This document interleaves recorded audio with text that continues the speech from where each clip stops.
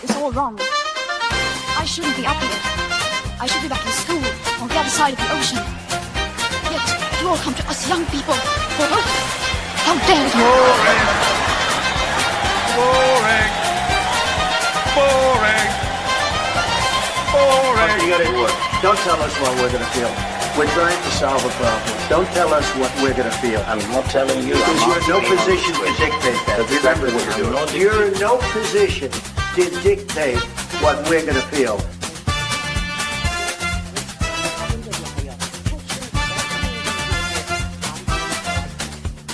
I call again for an immediate ceasefire in Gaza, the return of the sausages, the hostages.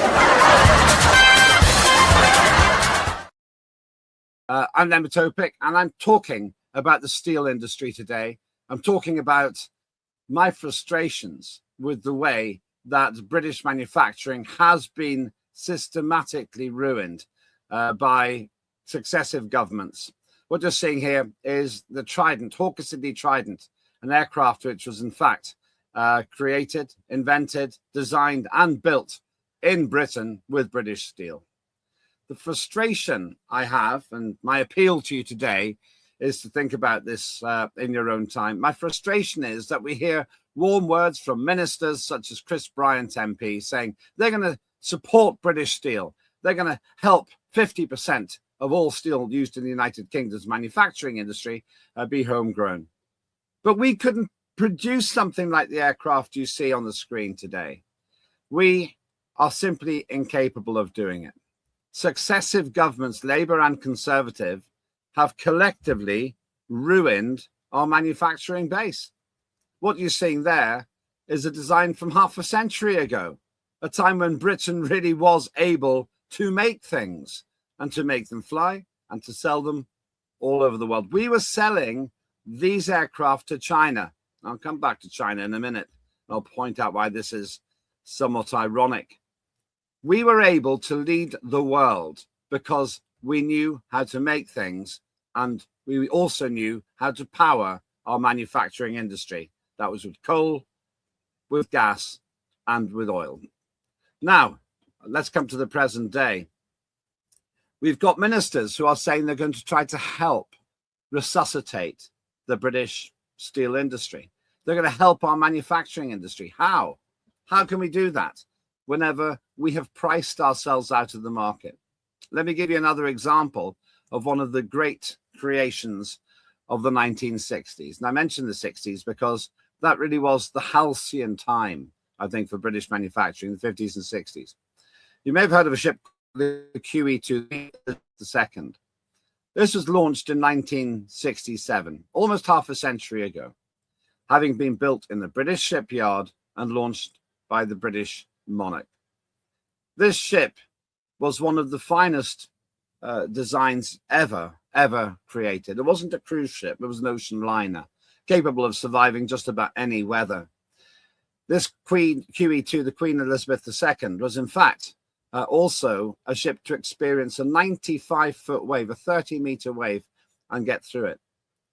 This was Britain at its proud and ambitious best. This was Britain when we could actually make things, and more than anything, we could sell our wares and our reputation all over the world. The pride with which Britain created these things is writ large in the faces of the makers. And the pride with which the Queen launched this ship was really iconic of a better era. We had steel, we had ambition, we had a shipbuilding industry, we had an aviation industry, and we had a government that wasn't concerned about global warming. Now let's come to the present day.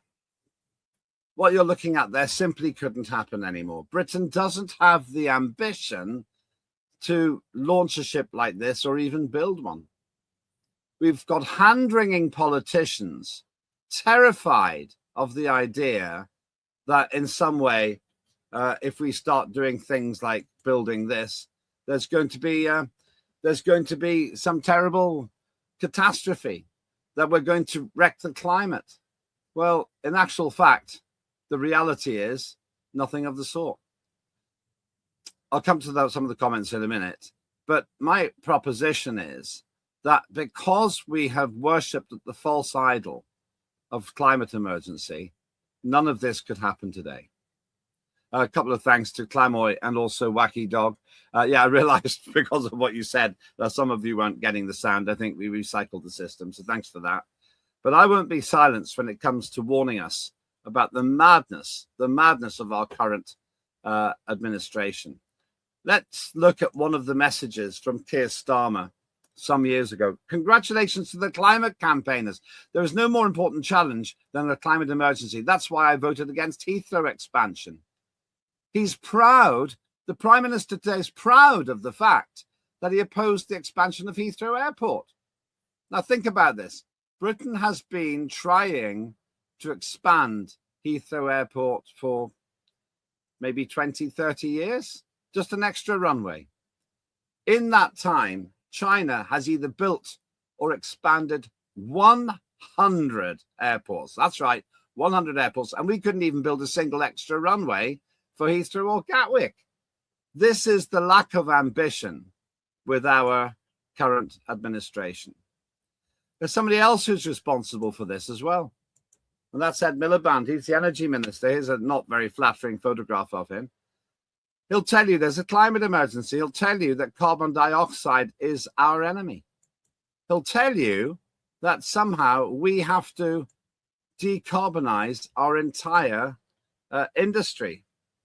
And he'll do it with a glee and a religious fervor, which pretty much shows his attempts to do this are fueled not by a scientific understanding of CO2, which is in fact the gas of life, but rather from this cultist assumption that it's good to stop the emission of CO2. But what's the consequence of this? And here's my main point. The consequence isn't that we've reduced our carbon dioxide emissions. It's that we've reduced our carbon dioxide emissions in this country. All we've really done is export our manufacturing primarily to China. Is China worried about CO2? No. Here's one of their power stations. They're happy to build more and more coal-fired power stations in order to power their industry, in order to make the things we used to make. So instead of buying the Trident 3 aircraft I showed you before, and China was a significant purchaser of that aircraft, we're buying everything from them. Now, CO2 doesn't stay in China just because it's made in China. Carbon dioxide just mixes freely in the entire atmosphere. Luckily, it's not an enemy of ours. It might give a slight warming effect, which is a small benefit, but by and large, it doesn't do much at all, and there's very little of it in the atmosphere in the first place. But what it means is they happily pump out gas, oil, and coal-fired emissions while making the things we used to make. Now, people like Chris Bryant, the MP, the minister who's proudly proclaiming he's going to try and help the steel industry, seem to ignore this fact. They seem to ignore the fact that even if you have coal and solar, you actually have to have something which will replace that power when there isn't any in the system. So fundamentally, my argument is this. Far from doing something which is clever, we've simply exported our carbon dioxide, we've exported our manufacturing, and worst of all, we've exported all the things that made Britain great. So I watch and listen to government ministers, and I watch the Prime Minister happily going on and on and on about how important it is for us to rebuild manufacturing. But what they're doing is the exact opposite. Keir Starmer claims to have some special relationship with the American president. I'm pretty sure we can all concede that's not really working out too well anymore. But while Trump has junked the climate nonsense, Starmer carries on peddling it together with his sidekick, Ed Miliband. I was incidentally slightly worried that Robert Jenrick, who used to be a Conservative but now has joined Reform UK, said live on a television interview this week, if you're watching it live, that there's every reason to cut carbon dioxide emissions. Why? I need to understand what Jenrick's talking about. Maybe he doesn't realize that Reform UK wants to junk net zero. think he needs to kind of check the copybook there from his new party. But with the exception of Reform, which does show some signs of abandoning this climate madness, all the other parties are in collusion. The Lib Dems, the Greens, obviously, the Labour Party, and up to a point, the Conservatives, who were instrumental in putting this into law. Let's not forget it. The Tories are also culpable here. So here's my appeal. Here's my request. First to the politicians and then to you. To the politicians, look at the science. There is no reason to cut carbon dioxide. And if you do, and if that's your intention, don't pretend you can restore British steel, because you can't. It'll all be artificial. Putting tariffs on foreign steel to make it more expensive instead of taking tariffs off energy to make it cheaper is just about the stupidest energy policy I've ever heard. So don't do that. Just accept that carbon dioxide is our friend. It's the gas of life. It's what plants eat. And then the plants grow and we eat the plants and everything works fine. Stop the climate nonsense. Then there's a chance we might be able to recover some of our manufacturing industry. And to you, the voter, and you, the viewer, I have an even simpler appeal. Don't vote for anybody who's got this kind of attitude. Don't vote for anybody who's telling you that climate requires the reduction of carbon dioxide. It's at 0.04% of the atmosphere as it is. Did you know that? Instead, vote for people who say there is no climate emergency, but there is a manufacturing one. There is no CO2 demon sneaking about invisibly in the atmosphere, but there are political ignoramuses in Parliament hiking up the cost of energy and then turning out to be surprised when our manufacturing is ruined. Ladies and gentlemen, this is a time for cool heads, not hot environmental policies. This is a time to really reduce our energy policies, and the manufacturing will follow. I'll make one prediction. If we don't do that, whatever the subsidies and messing around and hand-wringing and fiddling about we do, as long as the curse of the fake climate crisis hangs like an albatross around the neck of British economics and manufacturing, we haven't got a hope of recovering anything like what we had before. So make a choice. When you meet a politician, ask them this question. Do you believe there's a climate crisis? If they say yes, don't vote for them. If they say no, then ask how they will help to end this madness. Chris Bryant, I've known you for decades. Look at the science, my friend. And instead of making it more expensive to import steel, make it cheaper to have energy here. Apologies for the sound problem at the beginning. I think it is fixed now. Thank you for bearing with it. But thank you for paying attention to what I hope is the voice of common sense, and that is this station of ours, Unprecedented TV, which will tolerate people claiming there's a climate emergency, but will always challenge weak thinking where we see it. Don't forget to like and subscribe to hopefully a very vocal station, Unprecedented TV. That's at Unprecedented TV on YouTube. And please continue the engagement with me on X as well.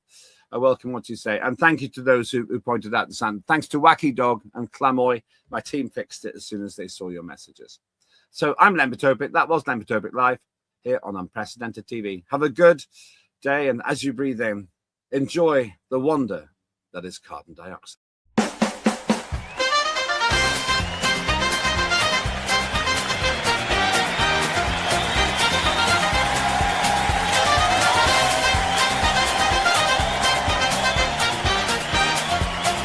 Immediate ceasefire in Gaza. The return of the sausages.